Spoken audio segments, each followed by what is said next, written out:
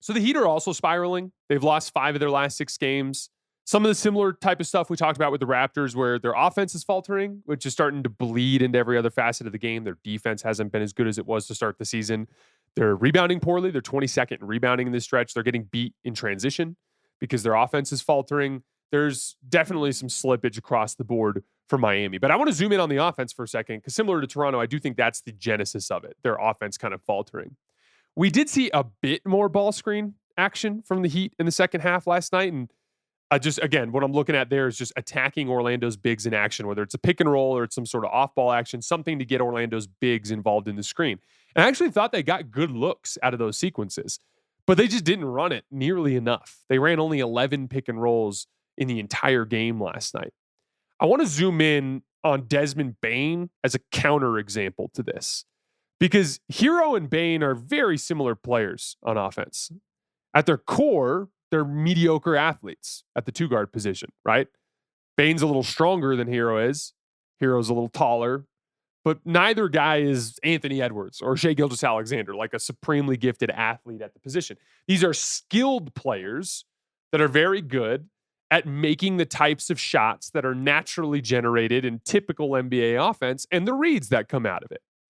So screening action is what allows them to gain advantage by allowing them to shed their on-ball defender and to work downhill against a backpedaling big. Bane got those opportunities last night, ran a ton of ball screens. As a result, he caught a real rhythm and he torched the Heat. Herro got a handful, generated some decent shots out of him. Came right out the gates to start the second half. A little ball screen with Bam, rejected the screen, got a wide open pull-up 3 on the left wing. He was able to generate some stuff in the pocket during that game in pick and roll. He got some good looks, but there wasn't nearly enough. And so as a result, he had to work one-on-one a lot. And outside of like some transition chaos, I mean, he got a couple of buckets in certain situations, some transition, some off-ball sequences, but he was unable to gain advantage against Anthony Black. He was unable to break Orlando's defense down as a one-on-one player in the half court.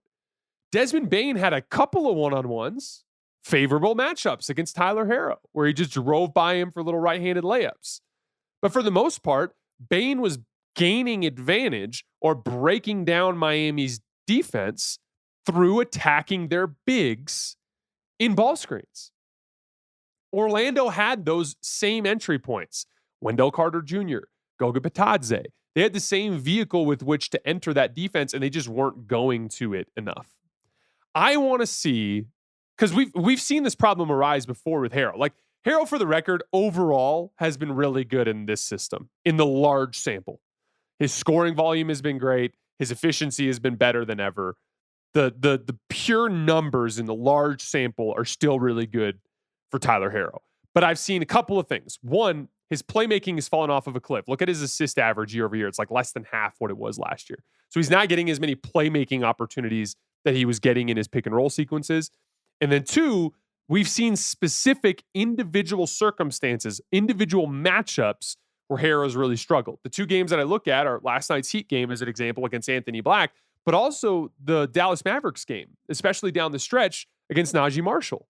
He didn't look comfortable attacking Najee Marshall, and it kind of removed Tyler Herro offensively from the equation down the stretch. So I want to see Erik Spoelstra show more flexibility with allowing Tyler Herro to work a higher volume of ball screens when things do get stuck in the half court. And that's like, if you ask me my first impression of this Heat offense, we're about a quarter of the way through the season, right? So we've seen a decent sample size of it. That's my first impression. Like, I love the transition attack. Love that idea. It's a great margin to try to hunt in the NBA. I love the I love the idea of the driving kick play as an early offense concept. What you're doing in the first 7 or 8 seconds of the shot clock, get the ball off the floor quickly, try to attack a drive. When you have favorable matchups, I like attacking those matchups one-on-one with drives. But once the early offense is shut down, so once they stop the transition attack and there isn't an obvious matchup to attack, let's get the ball to Tyler Herro in a high ball screen. It unlocks his playmaking more.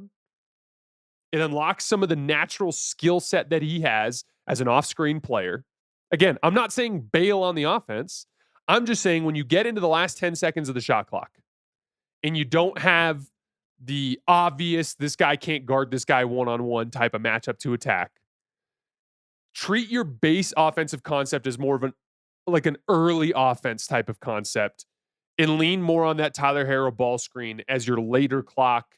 This is our best vehicle with which to break down the defense when our early offense stuff doesn't work. I just want to see some more flexibility from Spoelstra there. For the record, we did see a little bit more of it in the second half.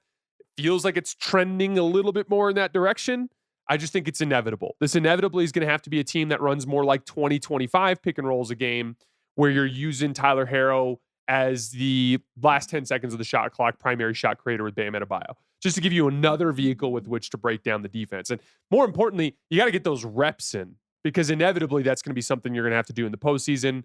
I want to just see them get the reps in over the course of the season. All right, guys, that's all I have for today. As always, I sincerely appreciate you guys for supporting us and supporting the show. We will be back tonight live on YouTube after the final buzzer of Spurs Lakers. We'll be breaking down both games from tonight's in-season tournament slate. I will see you guys then.